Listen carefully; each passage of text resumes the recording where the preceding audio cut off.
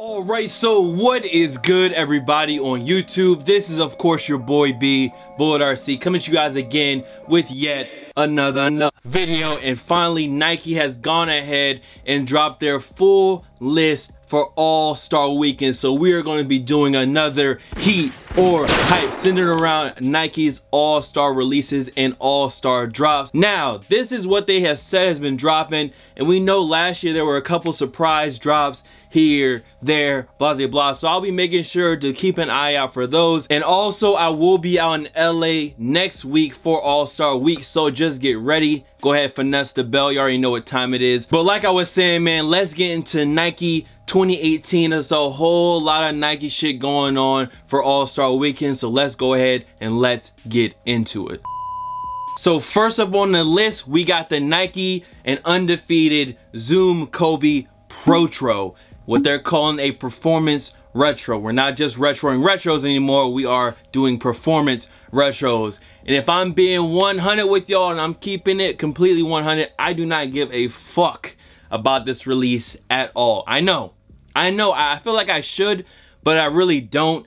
And I don't feel bad about not feeling this one just because there's so much other stuff. Listen, the wallet is gonna be hurting over All Star Week. We got Jordan releases, we got Nike releases, we got stuff coming from Adidas. There's a lot of stuff that's gonna be going on in LA, and I don't mind skipping out on 2 releases. Now you have the camo pair, and you also have the white and gun pair, and I think both drop on February 15th. I'm gonna assume that some will be dropped on undefeated.com. There'll probably be a pop-up on La Brea or somewhere around LA. So I'll be out there. If I can get coverage of the actual drop, I will, but there's so much other heat dropping that another shoe might drop on the 15th or that day, and I might need to go for that shoe instead of the Kobe. So the Protro Kobe's, I'm not really the biggest fan of them. If you're going for them though, hey, good luck to you. But these two I will not be spending any guappington on over the next week. Now this next one I'm a bit more excited about, but Nike did some funny stuff behind the scenes, and we're talking about the Air Zoom Generation, or the Lebron one,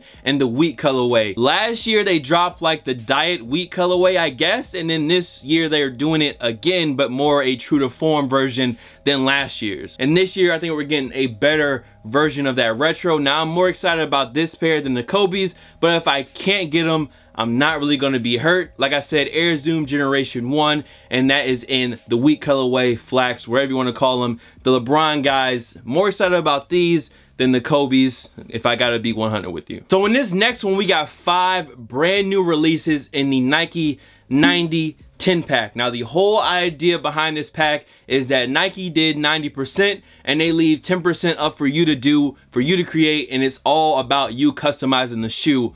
Who knew that after Virgil did Off-White, added a couple extra swooshes, Nike was gonna fully change up everything they did? We've seen that with the Maker Studio at ComplexCon, and now we're seeing more of these, yo, we want you guys to create your own shoes, which isn't a bad idea at all. I'm not against it. So the 90 10 pack, and we got 5 shoes on this list. We have an Air Force 1 Low, we have a Vandal High, we also have the Air Money, then you have an Air Huarache, and the Nike SF-AF1 High, the high-ass fucking thigh boot shits. And all of them have that very basic look of being white and tan, with an idea for you to actually create the shoe yourself and customize them however you want. But I can definitely see some people taking some of these shoes and making some crazy customs, because that's what they'll basically be at that point, is a custom shoe. Nike is basically asking you to customize these joints. So that's the 90 and 10 pack, 5 new models and 5 new colorways. Y'all let me know if you're feeling that idea that Nike gives people the power to create. I don't think it's a bad thing at all. I actually fuck with it a lot. So 90 10 pack, my Nike, 5 new shoes. Next up,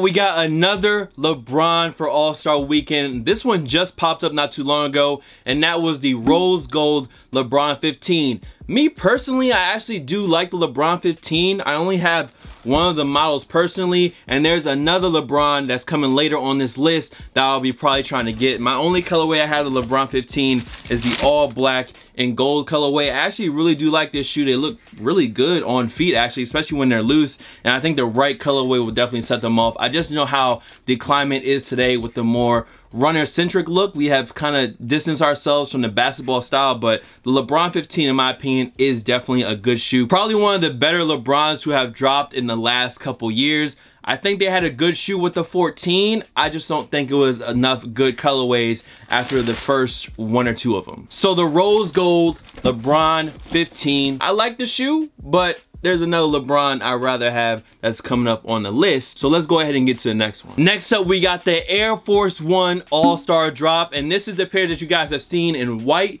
black, and a cream colorway with all the different color swooshes. Now the colors of the swooshes are black, blue, pink, orange, yellow, and like a lime green, a neon green. And like I said before, ever since Virgil threw an extra swoosh on a shoe or cut it off, we've seen Nike really moving into that side, into that style of things where they're just kind of giving you the chance to mess with the shoe yourself. We've seen it with the Travis Scotts, and now we're seeing it with this new Air Force 1 with all these different swooshes. So me personally, I have a lot of white Air Force 1s after last year, so I wouldn't go for the white colorway. I would either go for the cream colorway or the black colorway. So don't be surprised if next week during all the LA All-Star craziness, you see me at least pick up one of these colorways. I don't know if I'm gonna go for the tan or the black. I don't think I have any black top low DCs in my collection right now, so I might just go ahead and get the black pair, but knowing me, I'm probably gonna get the cream colorway. But the AF1 All-Star lows, somebody asked me about them, so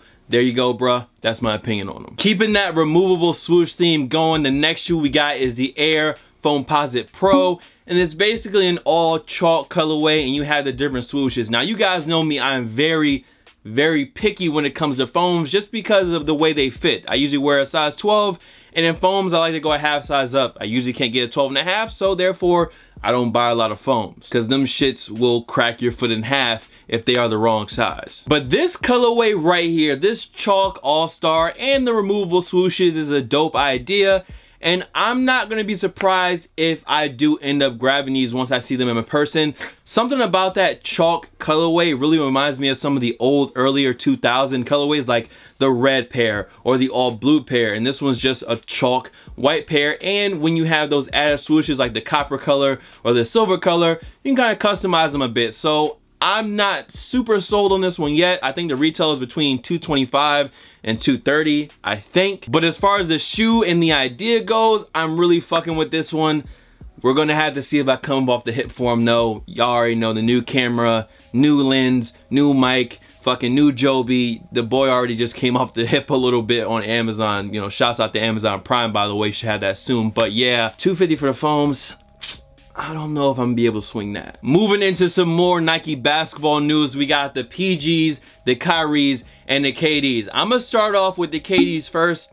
I'm honestly not a big fan of this shoe. I think since I have the Galaxy KD 4, everything else just pales in comparison to the Galaxy KD 4 in my opinion. So this new KD 10, I'm gonna go ahead and pass on that one with the ease. Now this new PG 2 for All-Star Weekend, they might as well have just made the PlayStation drop the All-Star drop, because this All-Star PG2, it's like no comparison. There's no way you can compare this PG to the fuck, I don't know what that was, to the PlayStation PG2. I mean, they could have scrapped this new All-Star colorway and I don't think it really would have made a difference. So that's my thoughts on the PG. Now the new Kyries, the tie-dye colorway, I do like this one. This is my favorite out of all three. Black, white, and teal. And I guess I like it so much because it kind of borrows from the KD2s that I got that had that same tie-dye effect on it. So if I was to rank these, it would be, of course, the Kyrie on the top, and the KDs and the PGs, I'm just like,